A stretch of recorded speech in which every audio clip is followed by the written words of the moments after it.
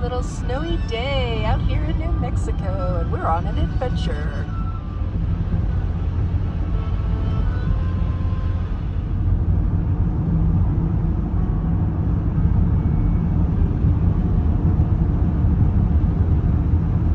Just a little bit of snow here, but more coming.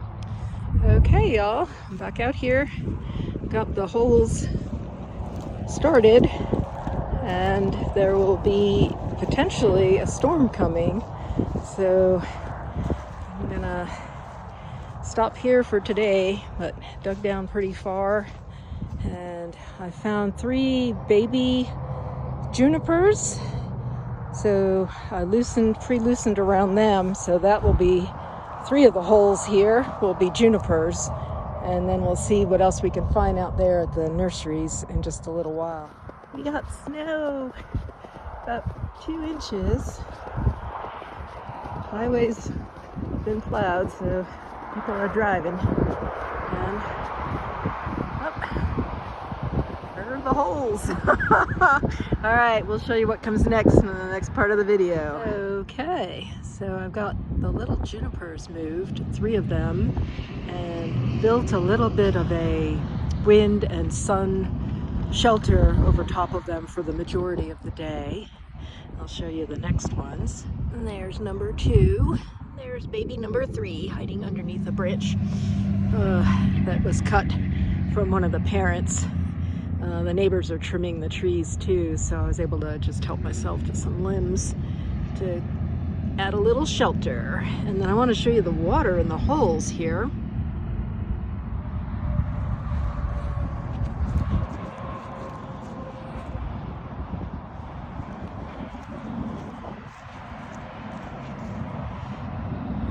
And one more.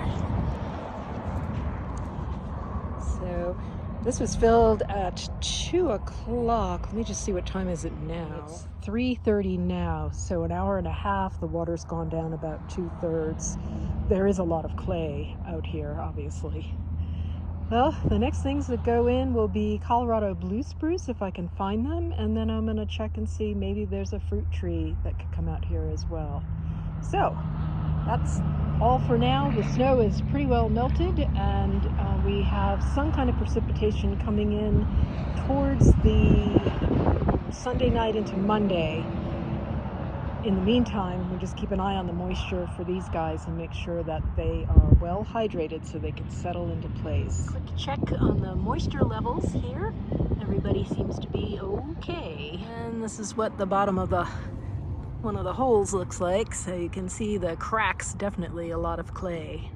Well, today was a big day. We planted the 3 evergreens, so there's one little one, there's the second little one, and we got a bigger one over here. And there's number 3, a little bit bigger than the other ones, get off to a little bit faster start, but these 3 evergreens will give us a little shielding from the road right here. And we have an American plum, which will be a companion to the Stanley plum, which we've not planted yet.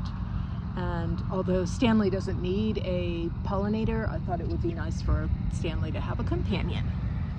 And meanwhile, the little junipers are all doing good. I'm gonna add some more mulch and also put some wood around them like we did around the other trees, just so they're very obvious when we're out here mowing. And here's a little baby cactus. There are a couple of them out here, and I'm going to flag them so we don't run them over with the mower. Right over here next to the driveway, we added a little planting area. So I've got the broadleaf yucca. We have an Apache plume, which will get to be about 6 foot tall, and a little shrub called winter fat, which will get up maybe about 3 feet in height. And so this is, we could also add some flowers to this later, but they all got tucked in here.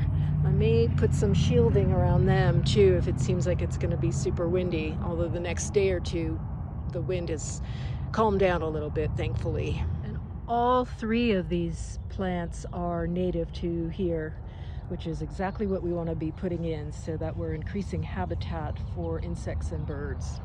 This is the new rain gauge, and this is the first moisture in the new rain gauge. Woohoo! And it's very windy and cold out here this morning. This is spring in New Mexico. That would be 4/10 of an inch.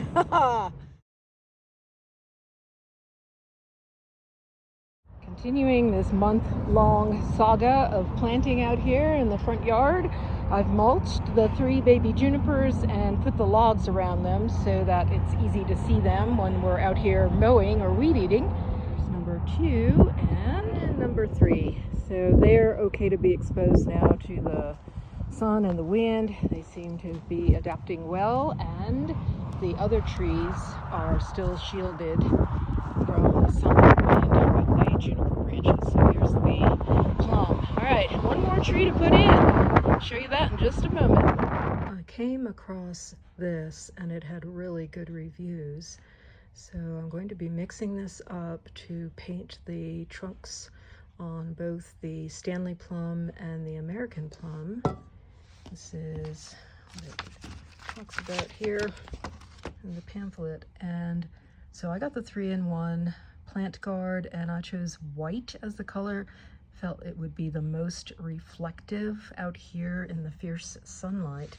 It comes in this little bag so you can mix it up, and then it's got this vial of the essential oils in it. So it's got castor oil, spearmint oil, peppermint, and rosemary to help keep insects away, and also if we trim any branches at any time, pruning, this can be brushed on. And they also say if you're planting bulbs and you have problems with rodents going after like daffodils or crocus or any of those kinds of things, the bulbs can be treated with this as well. So I will show you what that looks like once we get it mixed up and painted onto the trees. Just need a regular paintbrush to do it. Another step in this process of helping the trees adapt as quickly as possible to their new location. So we got the plum planted yesterday, and I put up some branches as a windbreak around it, and it looks good. That looks good, and I'm gonna paint the trunk to protect it from sun scald. Here's the little native plum. I just painted it with the protection from sun and critters.